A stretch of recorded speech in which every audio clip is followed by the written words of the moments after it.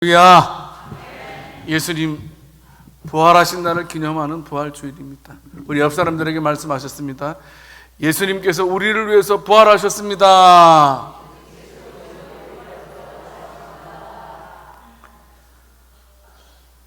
지상 최대의 사건인 예수님의 부활에 대해서 오늘 본문 말씀을 보게 되면 천사들이 증언하는 모습을 볼 수가 있습니다.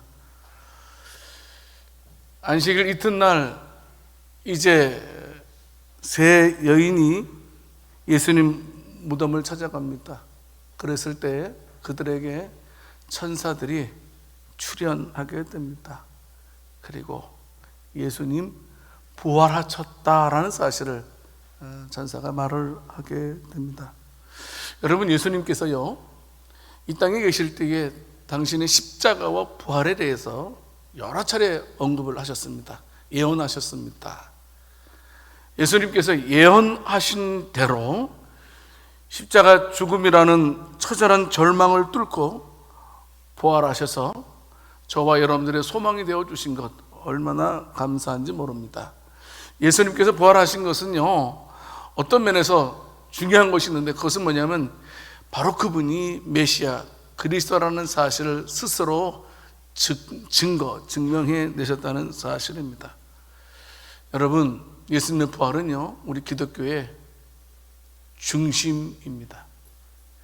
예수님의 부활은 어떠면 성경의 중심이라고도 우리가 말을 합니다. 만약에요 우리 기독교에 예수님의 부활이 없다면 기독교처럼 기만적인 종교는 없을 것입니다. 여러분, 성경에 얼마나 많은 이야기들이 있습니까? 그 모든 기록들이 허무맹랑한 신화에 불과할 것입니다.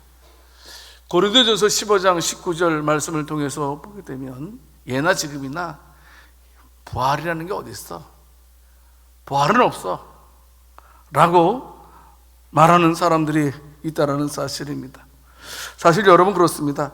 만약에 예수 믿는 사람들에게 부활이 없다면 어떻습니까? 가장 불쌍한 사람이다, 가장 가련한 사람이다 라고 성경은 말씀을 하고 있습니다.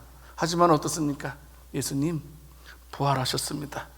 예수님께서 부활한 것이 명백한 사실이기 때문에 우리 기독교는 생명의 종교이고, 그리고 기독교를 믿는 저와 여러분들이 얼마나 복된 분들인지를 우리는 알게 됩니다. 사실 예수님의 십자가 사건이 일어났을 때 여러분 얼마나 많은 사람들의 충격을 받았습니까? 특별히 예수님을 믿고 3년 동안 동락했던 예수님의 제자들은 충격에 빠졌던 것으로 알고 있습니다. 왜요?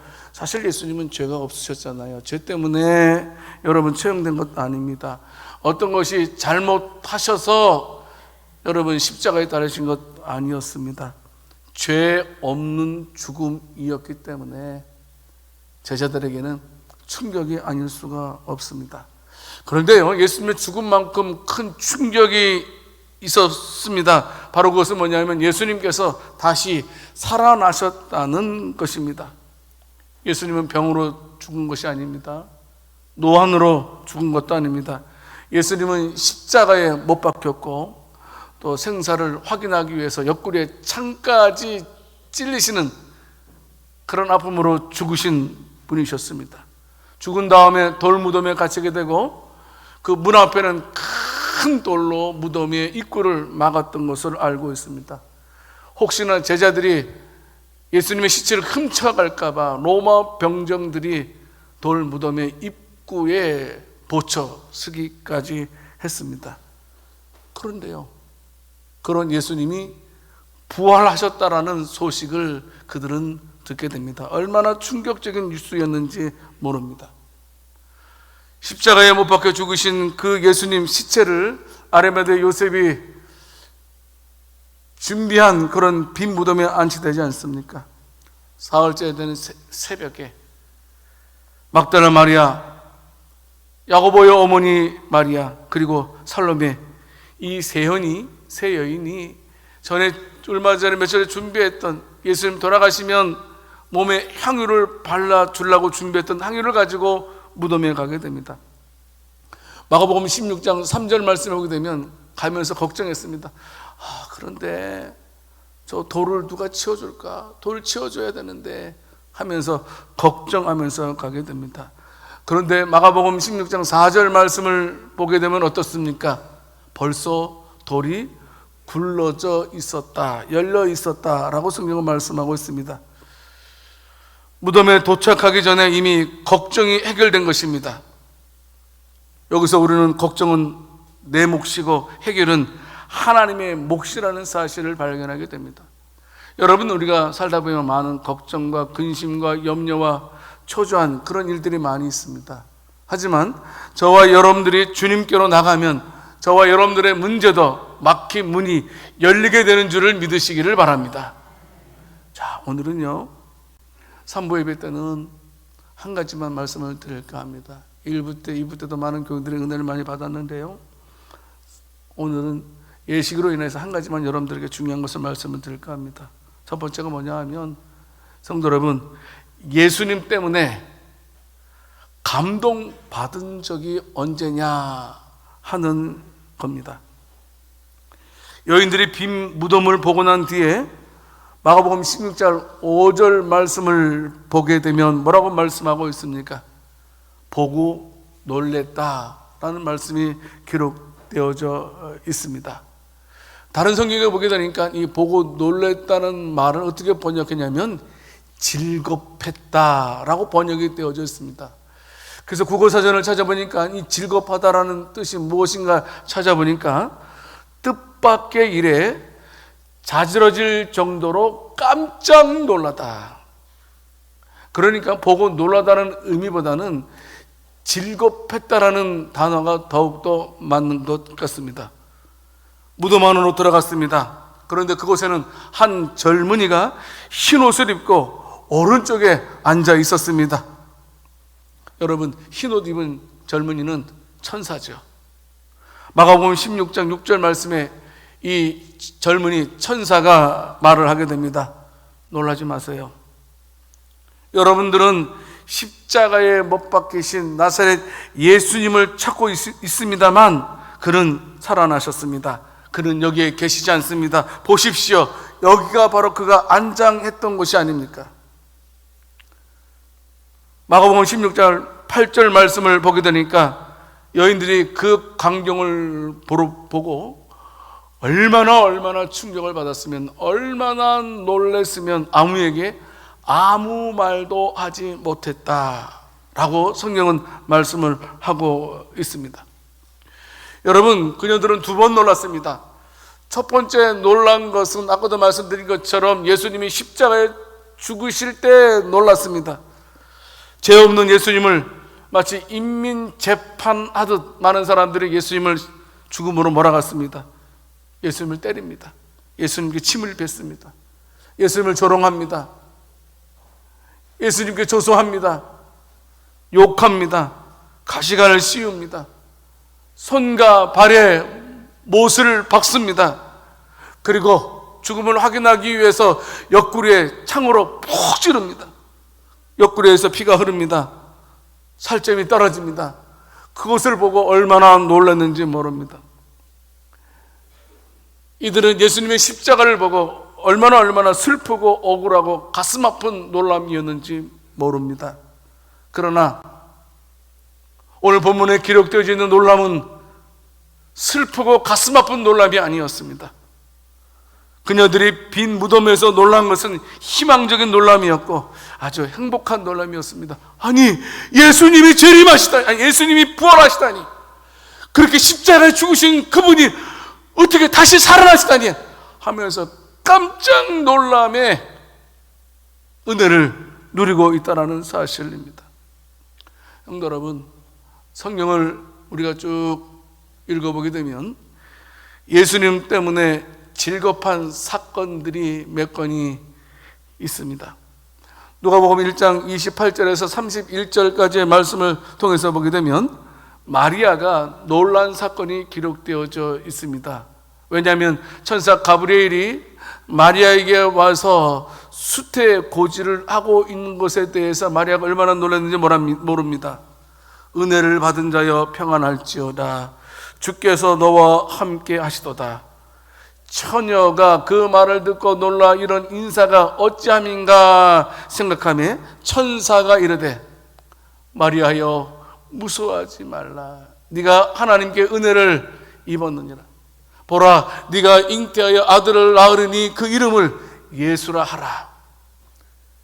너를 통해서 메시아 그리스도가 탄생하실 거라는 수태고지의 그 은혜를 듣고 마리아가 얼마나 놀랐는지 모릅니다. 누가복음 1장 34절 말씀을 보게 되면 처녀가 그 말을 듣고 놀라니까 천사에게 말합니다. 마리아가 천사에게 말하되 나는 남자를 알지 못하니 어찌 이 일이 내게 있을 수 있습니까? 어찌 이런 일이 나에게 일어납니까? 이것은 의심하는 것이 아니고 그 놀라운 일이 나한테 일어날 수 있단 말입니까?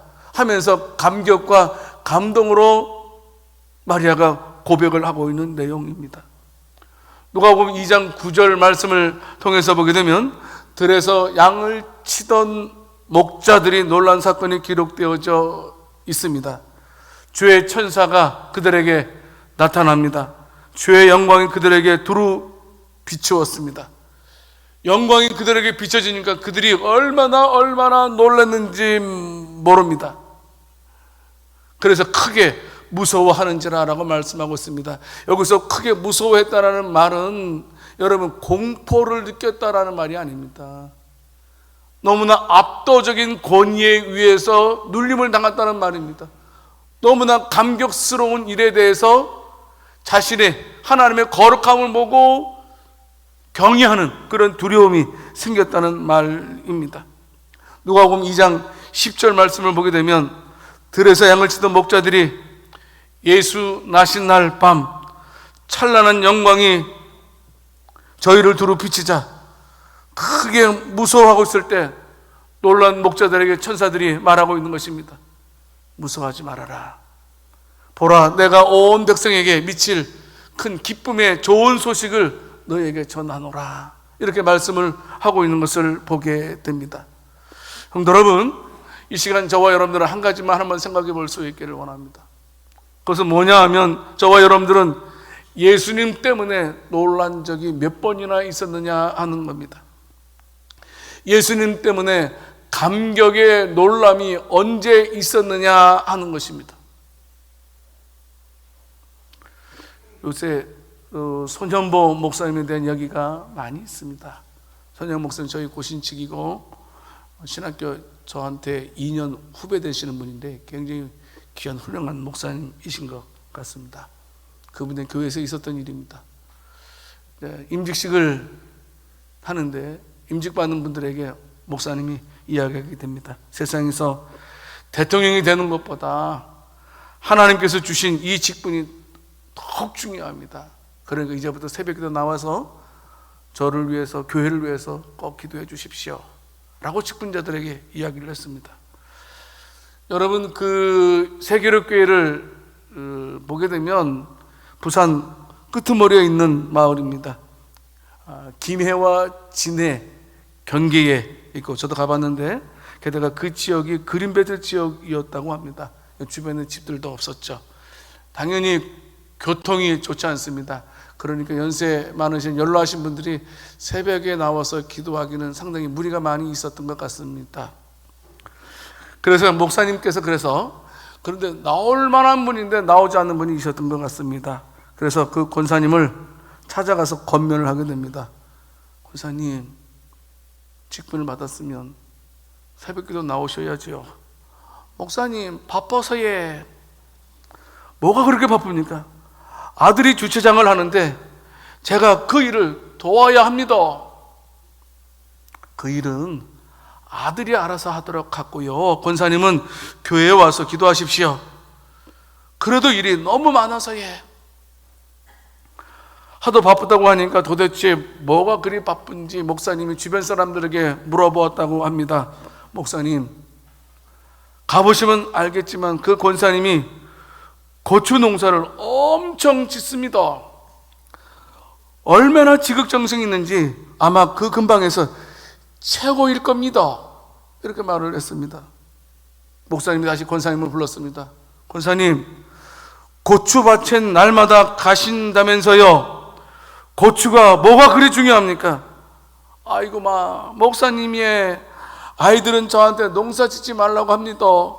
하지만 제가 아이들을 위해 해줄 수 있는 게 뭐가 있겠습니까? 고춧가루 만들어서 주는 게 제 낙입니다. 하나님의 일에는 관심도 없고 자녀들에게만 관심이 있습니까? 목사님 설득했지만 아무런 소용이 없었습니다. 근데 목사님이 그 권사님을 위해서 기도하는데 하나님께서 목사님에게 이런 마음을 주셨다고 합니다. 네가 진짜 나의 종이라면 그 권사를 그냥 그대로 내버려두면 안 된다. 고추를 모두 뽑아버려라. 하도 권사님에 대해서 그 고추밭에 대해서 막 그러니까 그렇게 생각나는 줄 알았어요. 근데 기도하면 기도할수록 그게 아니었다고 합니다. 더운 늦여름 어느 날 목사님께서 이제 권사님의 고추밭에 가게 됩니다. 정말 소문대로 고추 농사가 정말로 잘 되고 있었다고 합니다. 옆에 있는 고추밭과 비교하면 현격하게 다를 정도로 고추가 무성하게 달려 있었다고 합니다.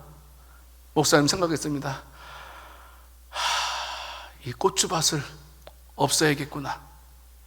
그래서 농사짓는 장로님께 전화를 걸었습니다. 장로님, 농약 좀 주십시오. 그리고 제초기 주세요.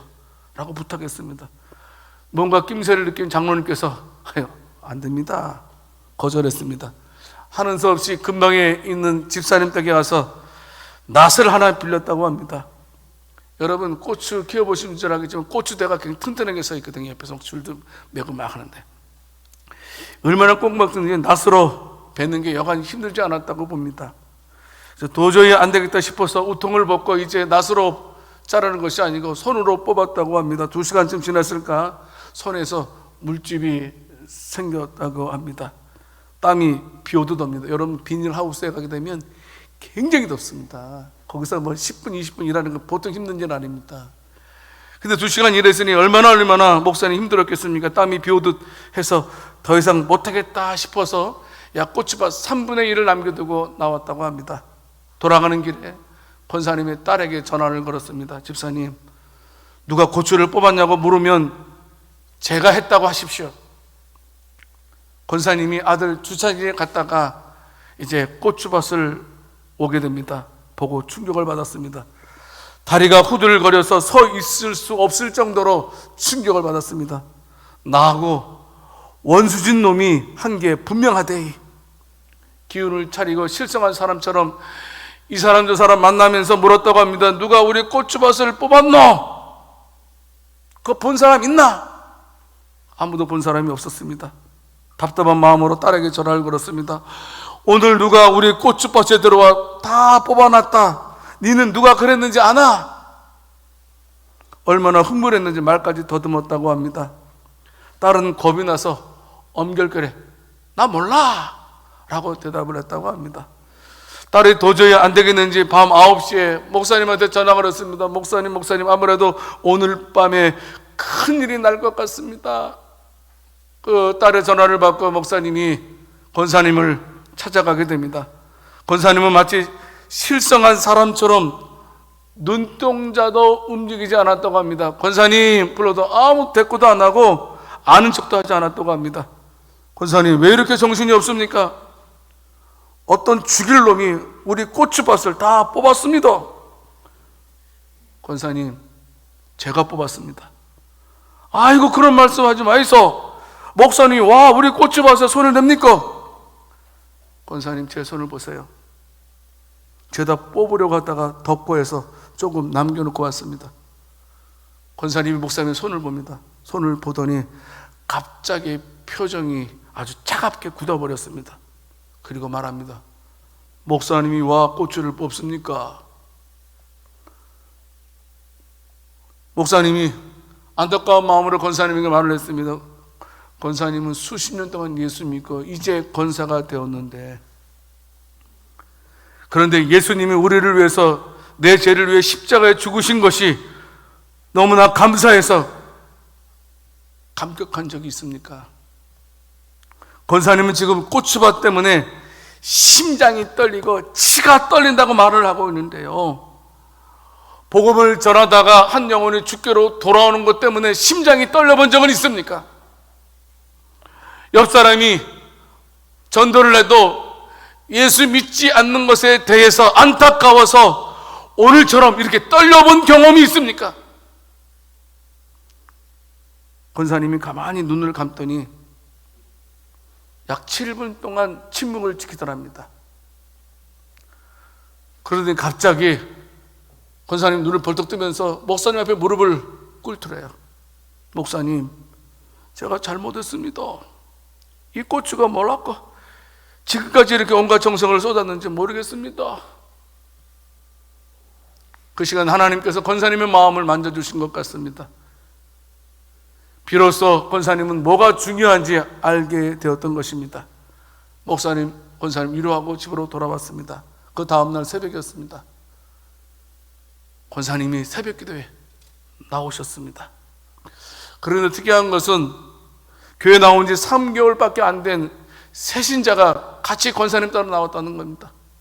목사님 궁금해서, 아니 교회 나온 지 3개월밖에 안 됐는데 어떻게 새벽기도 나왔습니까? 목사님, 지도에 권사님 반 옆에 꼬치를 심어놨는데요, 새벽기도 안 나오면 꼬치가 뽑혔다는 얘기 들어가지고 나왔습니다. 그날 이후 권사님의 삶이 달라졌습니다. 페트병에다가 식혜를 담아서 전도를 다니기 시작했습니다. 얼마 전까지만 해도 목사님, 저는 전도에 은사가 없어요. 목사님, 전도는 젊은 사람들이 하는 겁니다. 목사님, 전도는 돈 있는 사람들이 하는 거라요 하면서 전도하는 일에 대해서 치부했던 권사님이었습니다. 하지만 그토록 정성 들인 고추밭이 뽑힌 다음에 그는 그날 밤 회개했습니다. 비록 고추는 대부분 뽑혔지만 그는 그날부터 복음 전도자가 되었다고 합니다. 그해 12월에 권사님이 전도해서 세례를 받은 사람이 11명이었다고 합니다. 성도 여러분, 이 시간 저와 여러분들 한번 생각해 보기를 원합니다. 저희는 얼마만큼 예수님 때문에 가슴 떨린 적이 있습니까? 여러분, 저와 여러분들은 참으로 불신자에 대해서 안타까워서 가슴이 떨려본 경험이 있습니까? 오늘은 부활절입니다. 예수님께서 부활하신 것 때문에 가슴 떨려본 기억이 있습니까? 예수님께서 내 죄를 위해서 십자가에 죽으셨다는 그 말씀을 들을 때에 우리는 언제 가슴 떨려본 경험이 있습니까? 우리는 부활절을 맞이해서 다시 한번 생각해야 됩니다. 우리의 신앙생활이 결코 헛되서는 안 된다는 겁니다. 예수님의 무덤 찾아간 여인들이 참으로 가슴이 떨렸던 것처럼, 부활하신 주님을 만났을 때에 그 여인의 가슴이 떨렸던 것처럼, 심장이 떨렸던 것처럼, 저와 여러분도 부활절을 맞이해서 부활하신 그 주님을 바라보면서 가슴 떨림의 복이 있기를 살아계신 주님의 이름으로 축원합니다. 하나님 아버지, 우리는 예수님 때문에 심장 떨린 적이 너무나 오래되었습니다.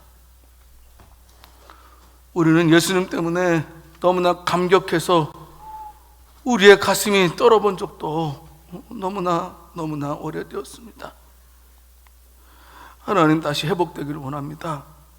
우리의 죄악을 용서해 주시고 우리들도 막달라 마리아처럼 가슴이 떨리게 하시고, 하나님 아버지, 수많은 믿음의 용사들이 예수님의 부활을 놓고 가슴이 떨렸던 것처럼 우리들도 가슴 떨리게 해 주시옵소서. 감사드리옵고 우리 주 예수 그리스도 이름으로 기도드립니다. 아멘.